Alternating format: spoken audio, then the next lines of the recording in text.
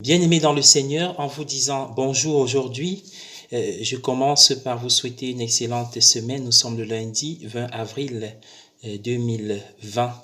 Quel chiffre!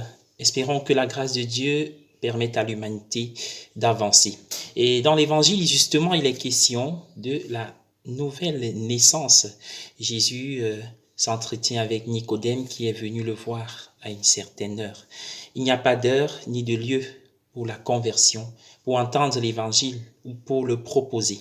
Et nous serons invités à naître de nouveau avec Nicodème. Parlons de cette nouvelle naissance.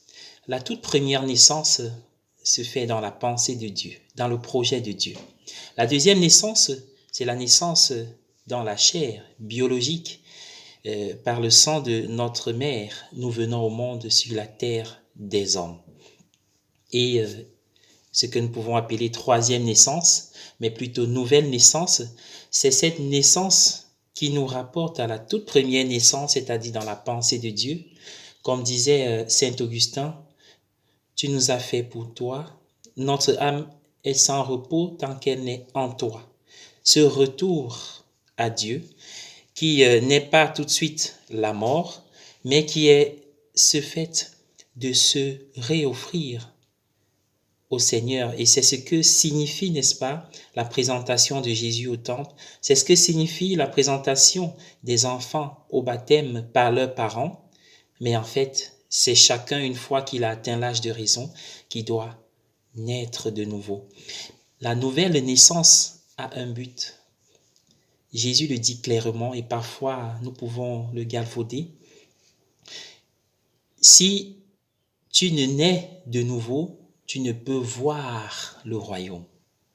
Voir, c'est peut-être entrer au ciel après notre mort, c'est peut-être vivre en paradis dans la vision béatifique.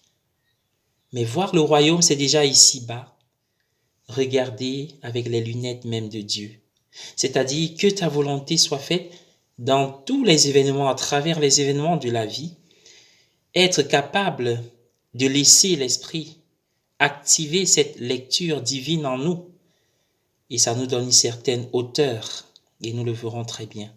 Mais à côté de ce but de la nouvelle naissance, il y a les principes qui sont actifs dans cette nouvelle naissance. Car Jésus précise très bien naître de l'eau et de l'esprit.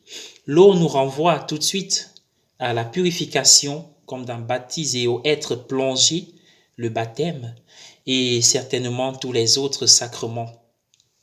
Il y a ça, cette idée d'être sauvé, restitué, reconfiguré après la tâche du péché originel. Donc, le baptême nous redonne cette dignité de fils de Dieu, nous sommes purs. Il y a maintenant l'Esprit Saint. C'est vrai, nous pouvons voir le sacrement de la confirmation. Nous devenons vraiment soldats et apôtres de Jésus. Mais l'Esprit Saint actif dans les sacrements, mais aussi dans toute la vie chrétienne. Car nous voyons que les sacrements ne se limitent pas à la liturgie du sacrement. Même la messe, lorsqu'elle finit, on dit « Allez dans la paix du Christ ». C'est un envoi. Et justement, dans cet envoi, c'est l'Esprit qui est actif. D'où, n'est-ce pas, l'importance de l'Esprit, n'est-ce pas, dans le cycle pascal. Car finalement, le premier don de la résurrection, le premier don fait aux croyants par Jésus, c'est l'Esprit Saint. Et alors, c'est l'Esprit qui donne la paix. Quand Jésus souffle l'Esprit, il dit « La paix soit avec vous, recevez l'Esprit Saint ». Chez Saint Jean, tout se passe le même jour, la résurrection et la Pentecôte.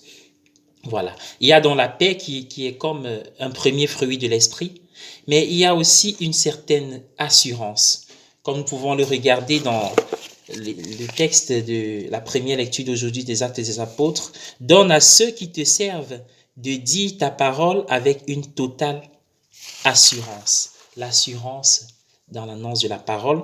Et il y a maintenant la connaissance, le don de la connaissance. L'Esprit Saint vous conduira vers la vérité tout entière.